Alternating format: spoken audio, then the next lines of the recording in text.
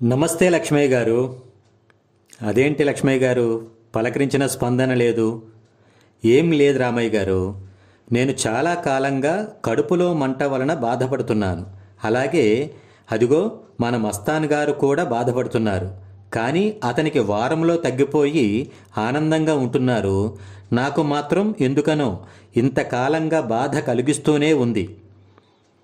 సరే సరే, నాకు అర్థమైంది. కానీ మీ ఇద్దరిది ఒకటే సమస్య అనుకుంటున్నారు మీరు. అనుకోవడం ఏంటండి, నిజమే కదా? కాదు లక్ష్మయ్య గారు, మస్తాన్ గారిది కడుపులో మంట. అది వారం రోజుల్లో కాదు, 2 రోజుల్లో కూడా తగ్గిపోతుంది. కానీ మీది కడుపు మంట, అది మిమ్మల్ని పూర్తిగా మండించే వరకు చల్లారదు. ఏంటి రామయ్య గారు, నన్ను విమర్శిస్తున్నారా? నాకేం పనండి విమర్శించడానికి?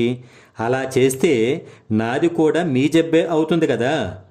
భగవంతుడు మనిషికి ఆయుష్ ఇచ్చినది ధర్మానికి ఊపిరిపోయమని, అంతేగాని ఎదుటి వాళ్లను చూసి కడుపు మంటతో రగిలిపోయి అధర్మానికి కేరాఫ్గా తయారవ్వమని కాదు.